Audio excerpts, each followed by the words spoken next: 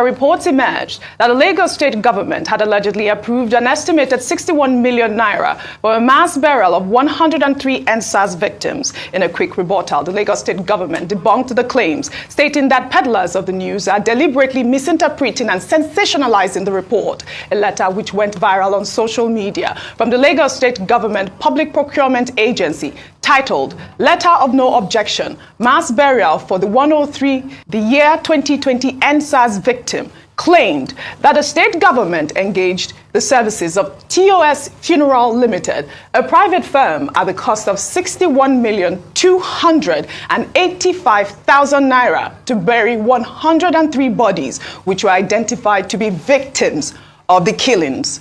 The Lagos state government, however, said the 103 casualties mentioned in the letter were victims of the EndSARS violence in community clashes prior to the incident at the Lekki toll gate on October 20, 2020, insisting that the casualties are not from the Lekki toll gate as being alleged and that nobody was retrieved from the Lekki toll gate incident. Now, the Lagos state government has maintained their claim. They claim that nobody was retrieved from the incident. I mean, over the weekend, our videos were trending from, 2020, where the Lagos state governor gave the interview saying that, nobody died, also from CNN. But let me take more reactions. This is from Big Mo. Well, he wrote, "First things first, the letter is true, so that's out of the way. Secondly, let's even assume the deaths didn't happen at the toll gate for a second, but 103 human beings, not cattle, killed across the state while protesting for police brutality was not enough concern for the state or federal government for almost 3 years. Why did the state keep mute about the number of deaths? What exactly did the state, federal government do to prevent this massive death happening again? Life in Nigeria is truly worthless. I don't see how this much number of people will die during a protest, and not even a memorial was done on their behalf. Since the government knew about this number of deaths over the years and kept mute about it, it's clear there has been a massive cover-up by the state of what truly happened during the EndSARS protest. Now, I truly understand why the last state governorship election was a do or die affair for them." Well, Rini Oduola wrote, "Families of EndSARS victims killed by the police forces showed up, by the way, looking for the bodies of their loved ones, including Pelumi Onifade's mother. They were asked to drop DNA samples. They dropped. Lagos state government never did any DNA test for the samples collected." I can go on and on with the tweets, but Dr. Abati, I want to start with you. I spoke with the former spokesperson for the Lagos state government, Gbenga Omotosho, and he gave me some insight, and he did share with me a couple of articles and reports where they had announced or made some announcements, if you can pull up those articles, about these bodies that were in the morgue. And he also said that it is a common thing that happens in Lagos, that there is, Lagos state always conducts mass burials. I mean, this is one of the reports, the public announcement that came out. But can you really, really blame Nigerians for feeling the way that they are feeling at this point? Dr. Abati. Okay, a number of issues here. Incidentally, we just had a conversation with Dele Farotimi, who was one of the lawyers involved in making representations before the Justice Doris Okuwobi panel that was set up to address the mass shootings in Lekki. And he too made a number of observations. But first, let's deal with the statement he put out by the Lagos state government, signed by the PAMSEC of the Ministry of Health, Dr. Ogbuye. He says, one, that this letter that is up there, that is causing all of this, is a letter from the Public Procurement Agency in Lagos State, which is a letter of no objection, which is what you do in government when there is a contractual thing involved. So they've engaged the services of the funeral home. This is the amount involved. Then, of course, you have to approach the procurement agency at the federal level. They also have their own procurement agency. And then you get a letter of no objection, which means you can go ahead. This is a 5-paragraph letter. And it talks about payment of taxes and all of that. Now, people took this letter and said, well, this is clear evidence that people were killed at the Lekki toll gate. But the explanation of government is that, look, those persons, these victims that they want to do mass burial for, they did not all die at the Lekki toll gate. And that, in fact, nobody died at Lekki toll gate, quoting in this regard what the white paper said. And they're saying people died in Ogba, people died in Ikeja, people died in Ikorodu, people were also killed during the Ikoyi jailbreak. Yes. So they have that long list. Yes. And that it is malicious, an attempt at sensationalism to say that, oh, this is evidence that people died at the Lekki toll gate. So, and they try to debunk all of that. However, when we had a conversation with Dele Farotimi, Dele Farotimi said, it is not correct to say that the report of the Okuwobi panel did not say that some people were killed at the Lekki toll gate. That it was in the white paper that there was that discrepancy. That was a point that he pointed out, that he indicated. And I've tried to check. Indeed, in the report of the panel, there were, indications that there were casualties at the Lekki toll gate. But, what the exact number is may be a matter of argument. But the state government is saying 103 people did not die there. Number two, he also expressed concern, which I think is also something that can be taken on board, that you are spending 61.2 million to do mass burial for 103 persons. The people are dead already. So what is the cost? He calculated it. He said that's about 500,000 per person. And he thinks that there is corruption involved. Yes. Now, if that can be established, that figure should be investigated. Okay? And then number three, in any environment at all, whether it is even NSAS victims or they are victims of other killings in Okoba or Agege or in any part of Lagos, should 103 people just disappear within a space of about 1 week? But the government says, well, the thing to consider is that while the panel was sitting, the chief pathologist was invited to give evidence, and that the chief pathologist of the state could not link the bodies to Lekki toll gate. And that two, the chief coroner also issued a statement and said anybody who had missing persons in their families between the 17th to the 27th of October 2020 should go to the state morgue, the Lagos State University Teaching Hospital morgue, to go and identify bodies there. Maybe they will be able to find their persons, at the morgue. And that since then, up till now, nobody showed up. So more than 2 years after the fact, the state government is now making arrangements to do mass burial, to decongest the morgue.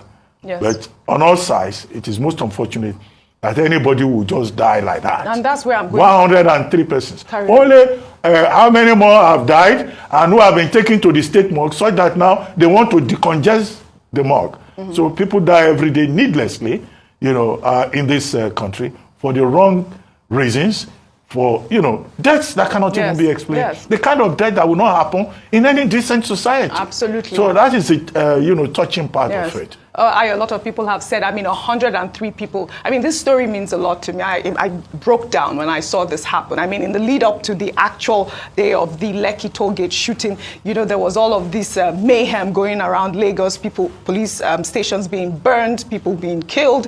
But 103 people, people are saying they're skeptical about that number of people. And for good reason. In fact, OJ, what this report did was that it brought up more questions for me, and it's almost it's resurrecting the NSAS story. I don't believe that we have come to the end of this. I think this will just bring up even more questions. And I wish Nigeria were a country where journalists would be allowed to do their jobs in terms of investigations and allowed to have access to interviewing key personnel, access to documents so that we can truly verify what is the true state of what's happened. 103 people, human beings, and going back to that first tweet you read, we're not talking about animals here, we're talking about people who lived, people who had family members, who had a livelihood. If these kind of numbers had died in that period that the government said, there should have been a national day of mourning called by the government. The fact that there was quiet or silence about these numbers all these years and 3 years is a cause for concern. Why? Why didn't anyone say anything? Yes, they put out adverts, but it didn't give the true picture of what had happened. Other questions, again, would be, or something else I wanted to identify is that in that letter that was written, where the NSAS victims, I think it's time that the state government, in being sensitive to the people, stop tagging what has been said by international and local community members as one of the most peaceful protests when it happened to be victims of people who died as a result of NSAS. People died as a result of violence that erupted following the agitations of people after the events of the 20th of October 2020. Because we have reports of how it was very organized, particularly at the epicenter, Ground Zero, in at Lekki toll gate. Then moving forward in terms of that, is that the panel report versus the white paper? Yes. There have been inconsistencies, and that's why the questions that still emerge. Right from the very first day when the military said they were not even there at all, then going on to saying that they did not fire live bullets. You know, so many inconsistencies. When would Nigerians get the truth about what happened on the 20th of October 2020?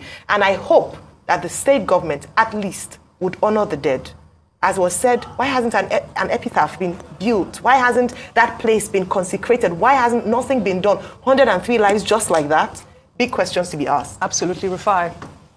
Okay, so where do I start? I'm going to have three parts to my speech this morning. Number one, are we a society that wants the truth or we want lies? Do we even understand the truth or we've constantly fed on lies that have heralded our union as a country? I think it's a time for sober and deep reflection about the capacity of the truth and what it can do to our society. Or, if we don't want the truth, we continue to wallow in lies. But I'll tell you something. Uthman Danfodio said, conscience is an open wound and only the truth can heal it. For everybody out there, you've got your conscience open. It's a wound today. But it is the truth that can heal that wound you have. And I pray the souls of the departed will find healing. Yes. Secondly, we've become a state that does not care for lives. 103 people, that's the one we even saw. I would even say we even dignify them by putting their body in the morgue for some time. Do you know that the Nigerian state, a lot of people die and their bodies are just left to waste like that and their carcasses? So we're not a country that appreciates lives. And that's why when a protest happens, all sorts of things happen and people are killed. It is a cultural problem we have with our psyche. And the state must learn to protect its people. I'll take you back to 1960s. A protest happened, famous protest in France called Sois en Huit. When that protest happened, the protesters, they were going to storm on the French presidential palace. Charles de Gaulle was a war general, a brave man. He didn't run away from the Nazis. He stood and he fought them. But when his own people were about to storm the Champs-Élysées, Charles de Gaulle ran away. He did not run away because he wasn't brave. He ran away because he knew if they had stormed the presidential palace and his guard had reacted, there would have been loss of lives. And Charles de Gaulle said, it is not on my watch. The French life will be lost. That is a leader that understands the importance of the life of his citizens. Absolutely. Do we have leaders like that? No. My third phase, Audrey, is the rigmarole we've done. I look at that video you play. You remember we fined over 2 million for that video. At first, the military denied that it was a lie. Mr. Lai Mohammed, we remember the word said.